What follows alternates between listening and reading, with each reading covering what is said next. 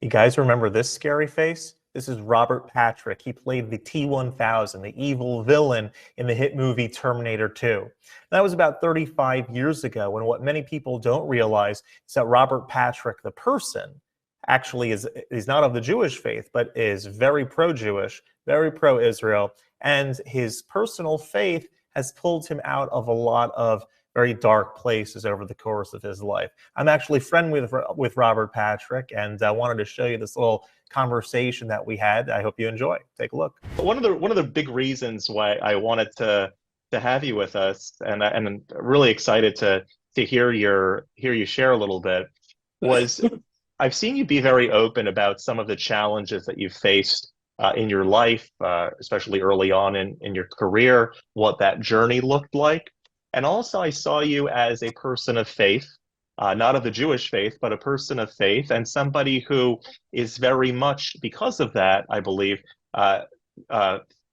pro-Israel and pro the Jewish people, very much a supporter of both of those things. And so I was just curious if you could share with us a little bit about what that journey looked like and how it all kind of came to be. Yeah, well, I appreciate everything that you said. My journey with God, and thank you for giving me the opportunity to actually speak about God and my relationship. It started at a very young age. I was raised Episcopalian. I went to Episcopalian school. As you mentioned, I've been open about God's role in my life and how my faith has gotten me through some very, very tough times, some times when I was not sure who I was. And thank God I was able to lean on him.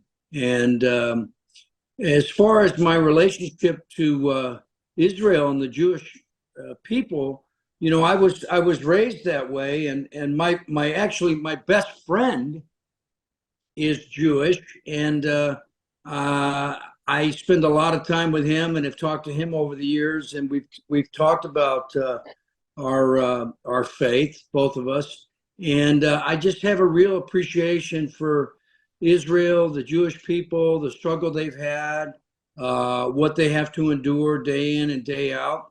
I must confess, I don't think I really met a Jewish person until maybe I was a young teenager. It was part of the regionality of where I lived. Where did you grow up? I was born in Atlanta, and we lived in Atlanta, and we moved to Boston for my father got his degree from MIT in 1968, and then we moved back down to Georgia. Then we moved to Dayton, Ohio, and I think while I was in junior high, that's where I maybe first can recall having actually met someone of the Jewish faith. But I have so many friends in the entertainment industry. My representatives, my lawyer, my manager, quite a few people, and I've just really gotten a real appreciation for the Jewish community. My grandfather fought in World War II. My father didn't fight, but my grandfather did. He also fought in World War I, and the whole horrible things that happened during World War II were something that I saw at a very young age. It was very impressionable on me, the horrors of that war, the Holocaust. And so I've always had a real respect. And I just think that being a good Christian is, there's a part of it that has just a real reverence for the Jewish community and respect. So I was outraged, as everyone was, that what happened on October 7th. And I think that probably is what brought you and I together. I was very vocal on social media about that and my support for Israel. I have friends that are in the IDF. I've worked with that I checked on immediately. Some other actors I know that live over there, and I checked on them immediately. And I think just showing my support that way, in all humility, I hope that it might have helped people in the way they dealt with it and what they were going through with the fear and the the horrible things that they had to endure. It's outrageous to me that in the major universities across our country that we saw this anti-Semitism come to the surface. I was shocked. I know you are shocked. I hope the entire country was shocked. I've always heard my Jewish friends speak of, this anti-Semitism, and I've wondered maybe had it waned over the years, but no, it's still there, and it's very alarming to me that young people are just completely unaware of what your community has suffered, and so I threw in to show my support. Well, we certainly appreciate that show of support. And I think all good and moral people across the country and across the world have have put forth their support. It is bizarre. I think you hit the nail on the head. We were all kind of surprised, especially, Jews living in the United States. I think with the comforts that modern life has for us, we think we're living, in modern times, that after such a tragedy, that everyone would just naturally come together. And for the most part, that did. And that sort of lasted a little while. But then it didn't take very long. Once the IDF starts striking back, then all of a sudden the world explodes. And across Europe, you see all sorts of rallies and protests and against Israel and against Jews and attacks on Jews, college campuses, and everywhere you look. And it was, I think, a jarring wake-up call that maybe things aren't as safe and as good. So it's certainly always appreciated when folks outside of the Jewish community recognize that and are showing, and in a vocal way like yourself, support of the Jewish people, and trying to ensure in whatever way possible the safety of Jewish people around the world and the eradication of evil. I always think that, with Jews and Christians, I believe, share a very special relationship. If I'm not mistaken, we're the only case throughout world history that we have two different faiths that share a holy book. Yeah, it's something to think about. It's a very special sort of relationship.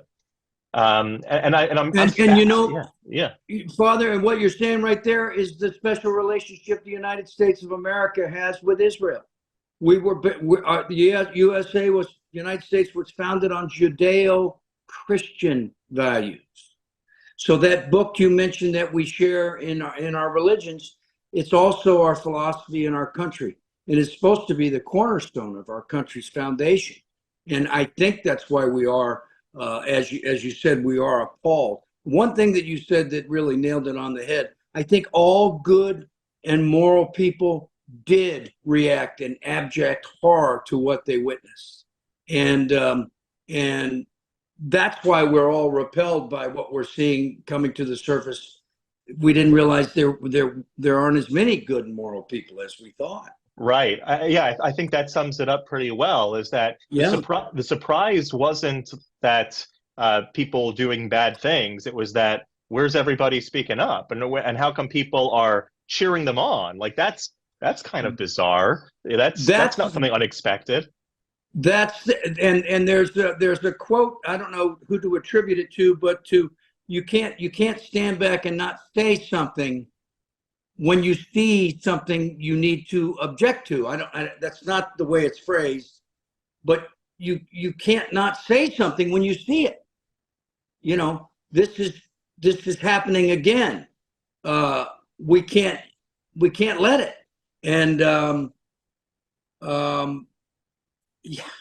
It blew me away. I've, as I said before, my friends that are Jewish, and they've kind of, I always believed them when they said that, but I don't think I really believe them. I believed that it could happen again as much as now after what we have witnessed. That's what I'm trying to say, and that's horrifying.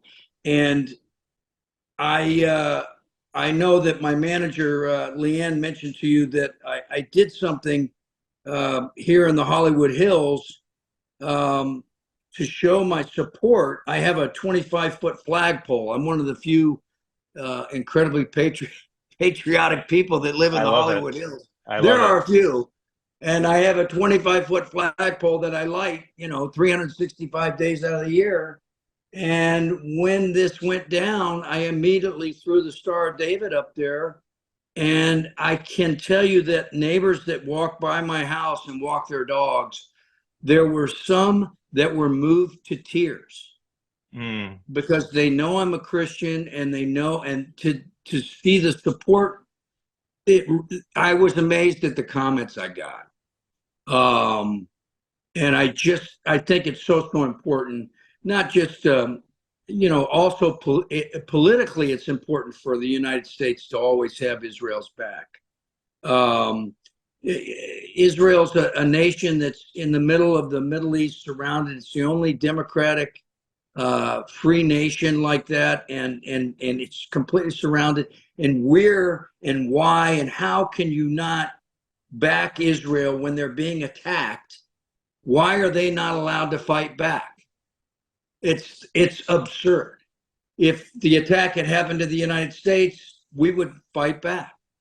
Listen, at the end of the day, good-willed people want to be friendly and help good-willed people. And the state of Israel has nothing against the Islamic community. There are plenty of Arabs and Muslims that live perfectly in peace and perfectly good conditions in the land of Israel. As you correctly said, I think is the fight is against Hamas, who are evil to their own people, and whose charter is to actively destroy the state of Israel and to kill as many Jews worldwide as possible. I mean, like, if you say it that clearly in your charter, there's no wishy-washiness about this. Yeah, yeah, yeah, This is like the MO of what they do. yeah. I want to circle. Yeah. Yeah, it is the MO of what they do, and that's those are the guys that I checked with. I have so many friends, like I said, that are in the IDF, and one thing I think that you'll really like, that on a lighter note, you were mentioning the T-1000, and the man that trained me to be the T-1000, that conditioned me and worked me out for that, was a man named Uzi Gal, and he was an Israeli Special Forces commando.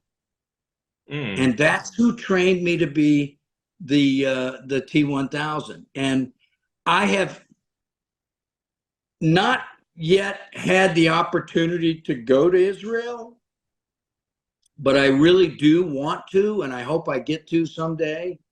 I want to go, and I want to go take a Bible tour, and I want to see the sights, and I hope I get to do that. I almost did it a couple of years ago.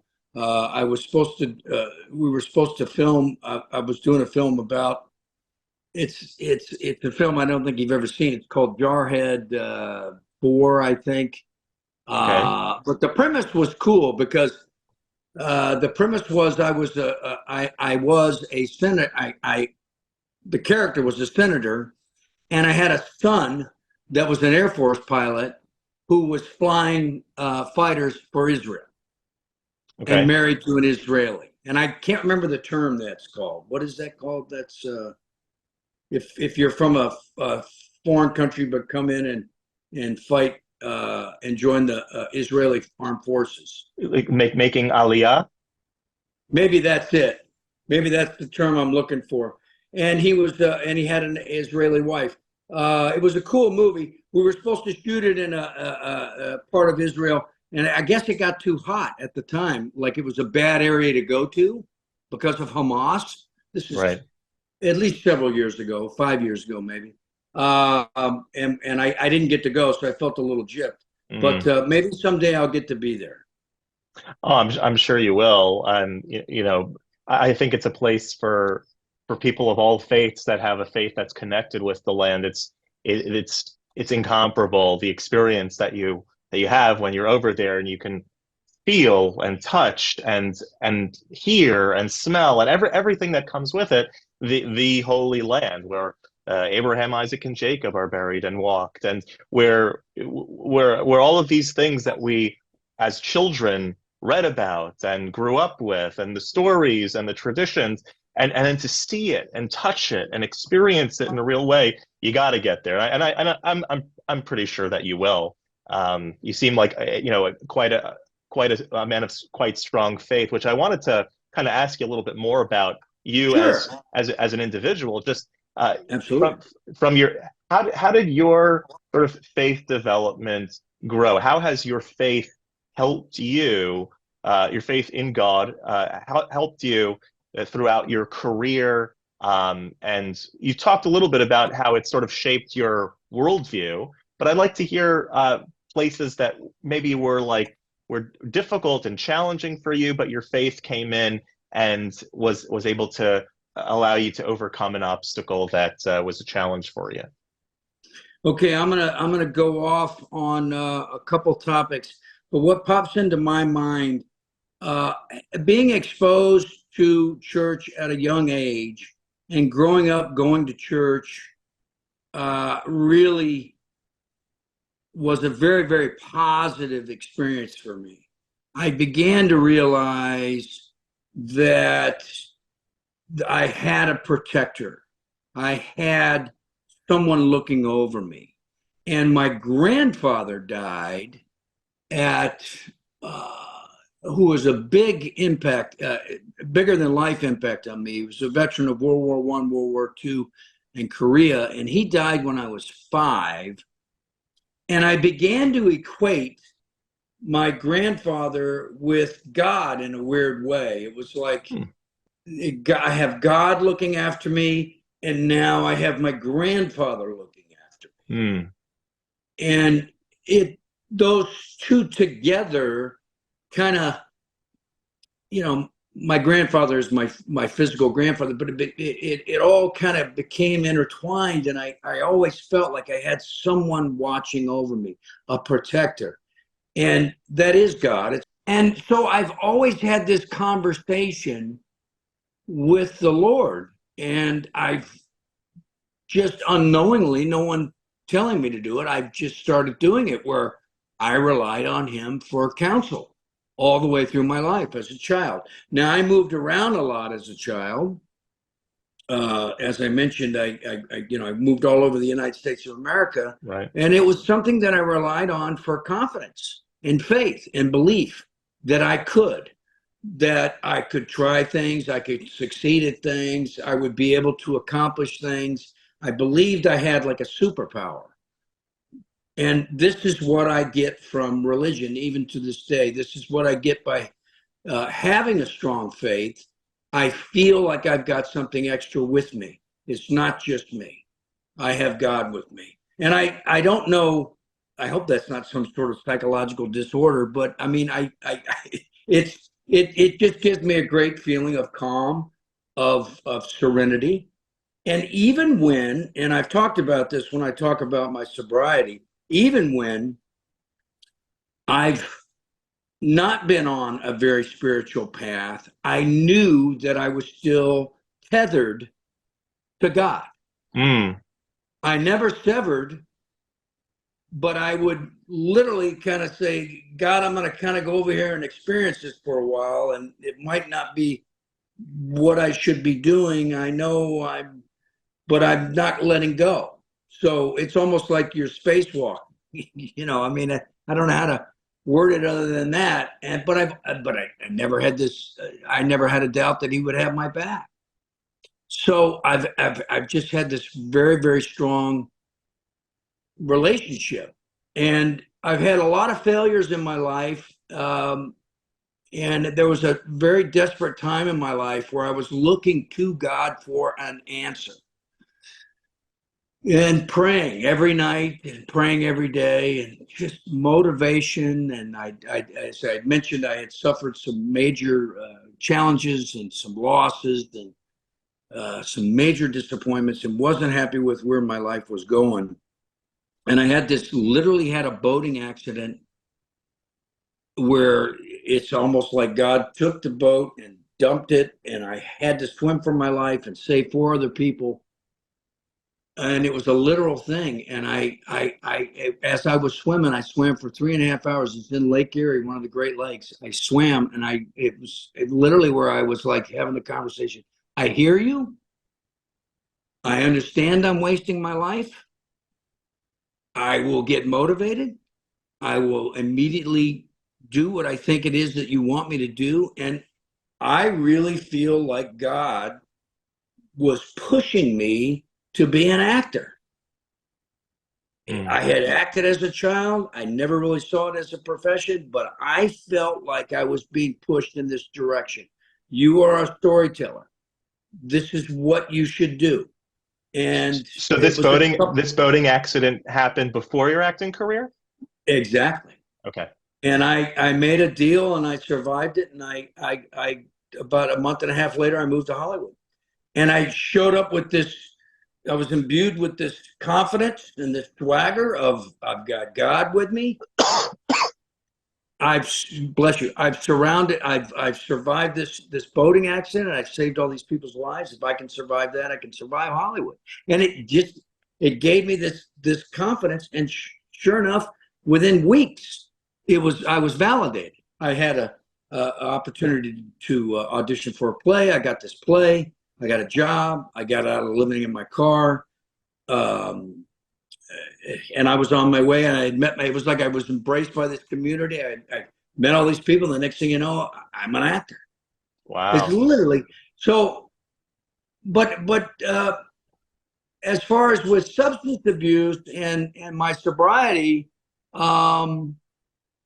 you know, once I realized I did have a problem with alcohol, and once I really started going and working the whole program for AA, you basically is you're really working on your relationship with God. It comes from the Episcopal Church, the originators of Alcoholics Anonymous, and it was there that I was reminded that really what I was doing was I was replacing my relationship with God by using drugs and alcohol, and that I really need to go back and develop that relationship and find a more spiritual connection again. And it saved my life. After that, my wife had encouraged me to get sober so we could have some kids, and I followed her lead, and I've got these 2 wonderful children. So yeah, God has always been there for me, and my relationships there. It's a daily thing, and I feel bad for people that don't have faith. To be honest with you, I really do. You have any advice for them based on your life experience, like someone who's maybe struggling with the concept of believing in something higher than themselves, to use AA language? Yeah, I think that you have to come to the realization that everything that you're experiencing, this world, this universe, it didn't just be, it became. It was created, and there is a higher power, and it is God, and God is very, very real, and you can connect with him if you work at it. It takes work. And you develop the relationship, and it's just like any other relationship in your life. The more you revere it, the more you will get from it. The more you respect it, the more it will respect you. It's a thing that you have to participate in it. You can't think you're participating. You have to participate. And I, I have an atheist brother. I'm not going to name him, but I have an atheist brother, and I Sure. don't know how to deal with people that have no concept that there's something greater than them. I mean, I just can't. I can't fathom it. My advice is to really investigate and really try to, if you need facts, really try to figure it out and follow the facts.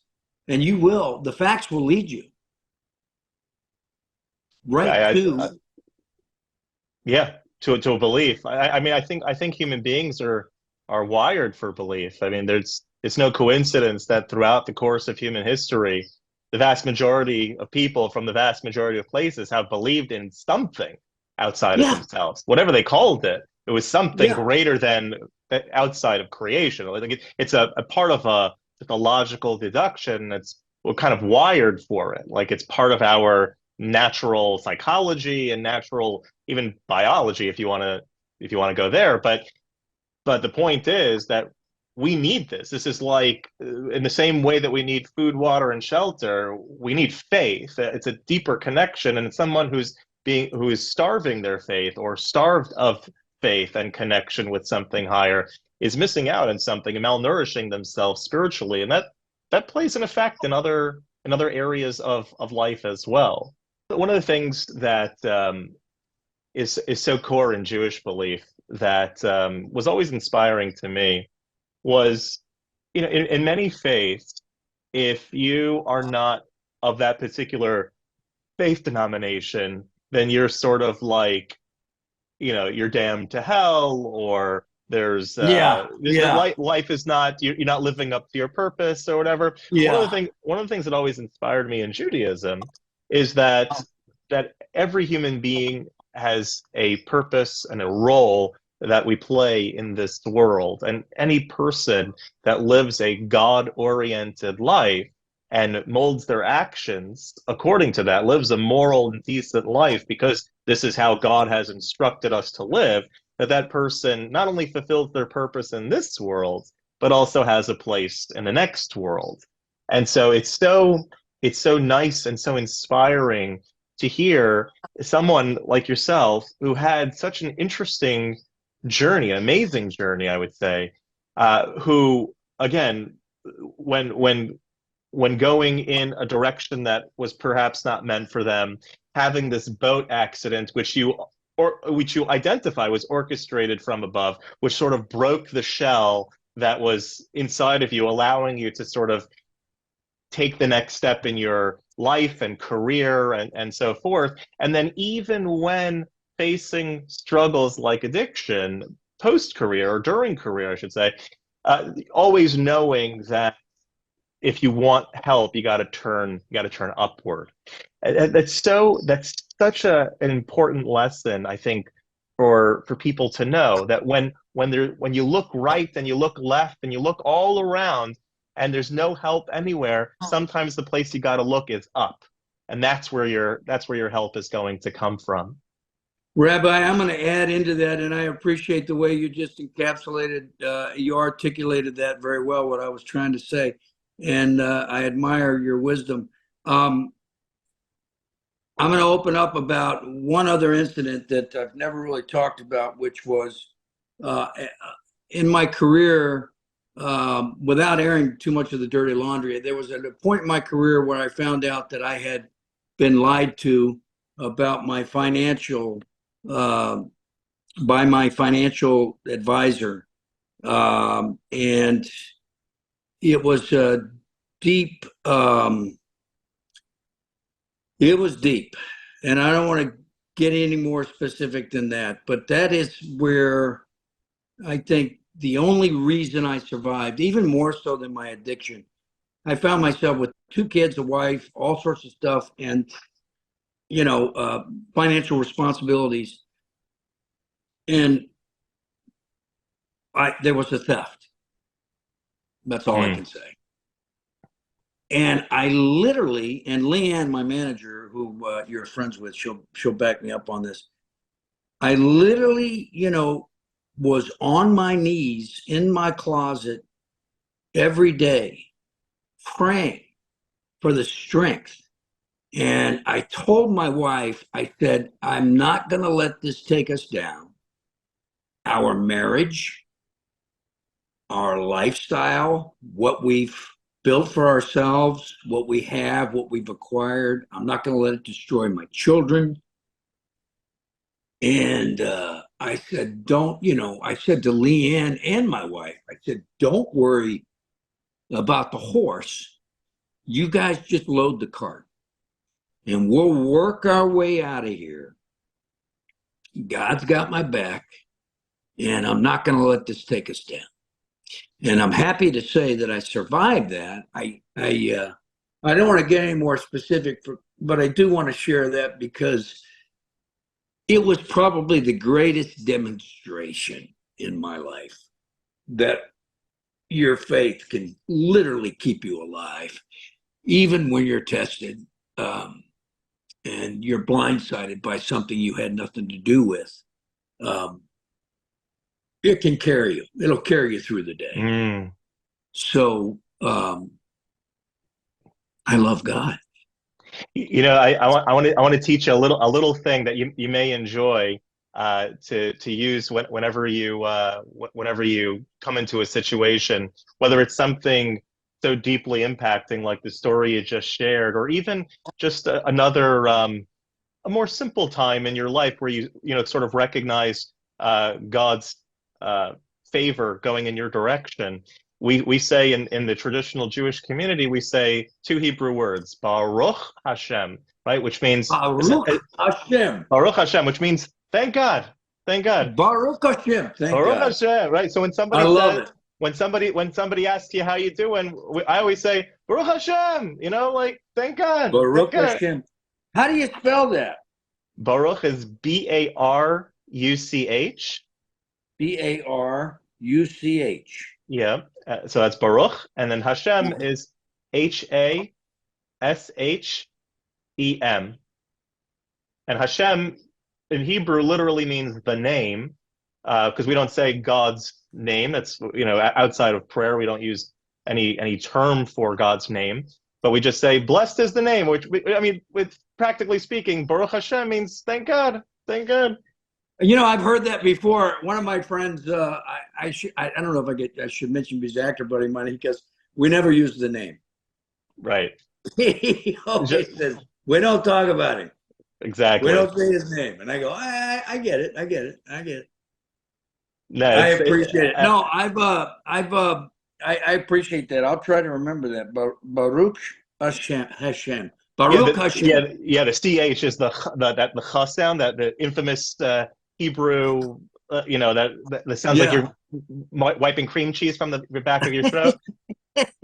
I really just appreciate you joining us today, and I appreciate you sharing your journey and some of the very private and personal aspects of your journey and the way that you felt comfortable doing. I think perhaps the main takeaway of our discussion, one thing that you said really reminded me of a teaching that I know. The thing that you said was that even when you were going to do things that you knew really weren't so great for you, knew you weren't really going in the right direction, but you always maintained this connection, this knowledge that God was always there. I think there's something really to that, and that when a person has a firm belief, has a firm faith, as we say in the Hasidic tradition, that if you are connected above, you'll never fall below. So even if a person gets, mixed up in some of the wrong things, however temporary that is, you know that you're always fastened upstairs and that you really can't fall very far. That's great. That's great. I love that. That is great. And that's, that way you just articulated so well. That's how I've always felt. So I'm what you would call a devout Episcopalian. I don't know how familiar you are with the Episcopal religion. It's Anglo-Catholic, so it came from Roman Catholicism, and it was Henry VIII that wanted to get a divorce Right. So he kicked the Pope out of the religion. It became the Church of England. And Right. then when America was discovered, we brought over the Episcopal religion, which is essentially the Church of England here in the United States. There's been more presidents that have been Episcopalian in the United States than any other, religion. It's not a charismatic religion in any way. It's like I said, it's Anglo-Catholic. So we have the same liturgy and the Holy Eucharist and sacrament Right. of. So it's firmly rooted in tradition as opposed Yes, to sir. yeah. Yes, sir, Very Rabbi. interesting. Absolutely. And I have to say, I really enjoy that. And that's, the few times I've been invited into temple Yeah. for a bar mitzvah or whatever, but that I have been able to.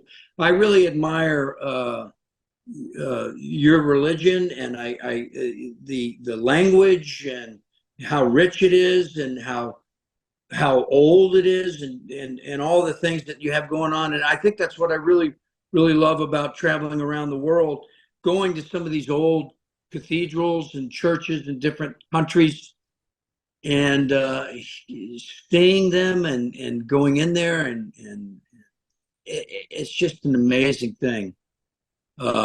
Absolutely. Well, one of the things, I mean, just to your point, one of the things that I was fascinated by for the last, I would say, 15 to 20 years even, and much more so recently, is how many folks in the Christian community are not only okay pro-Israel and pro-Jewish in the sense of, you want to support good people and everything like that, but how curious and how intrigued Christians were by the Jewish faith. And I've personally witnessed, and I actually have an entire online learning program for non-Jews that are wanting to learn about the wisdom of the Torah and how it's relevant for their lives, that are not looking to convert, and that's not part of our MO either. As Jews, we don't convert people as a thing, because again, like we said earlier, all the righteous from all nations have a share in the world to come, so there's no need to get on our bandwagon.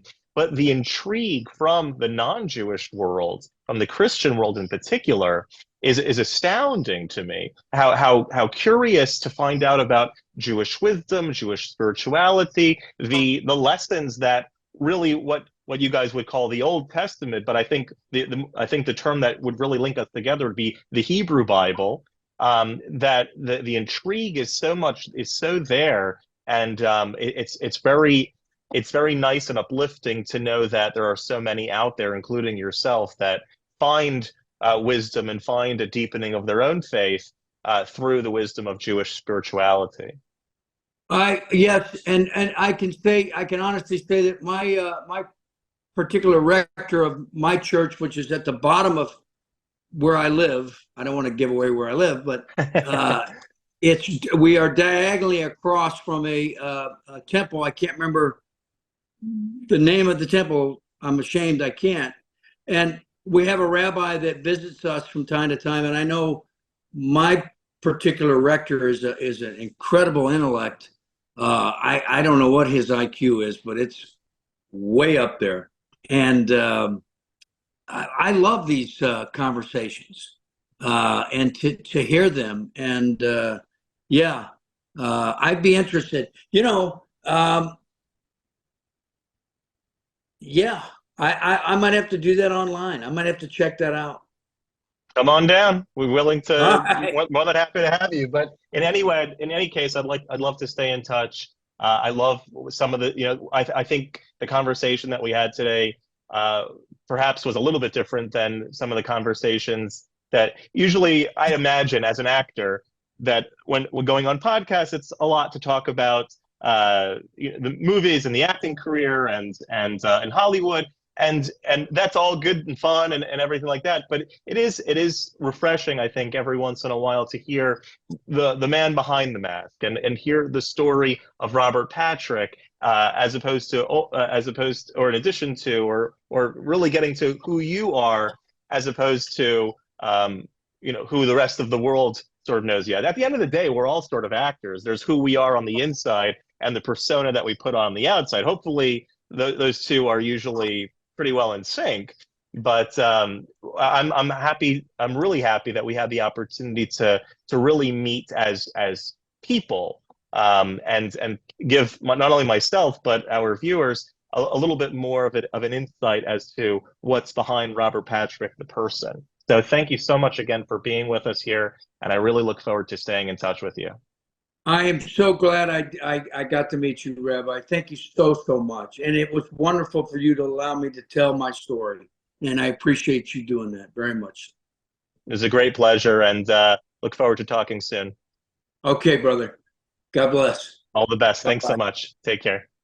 Bye-bye. Baruch Hashem! Baruch Hashem! You're awesome. All right.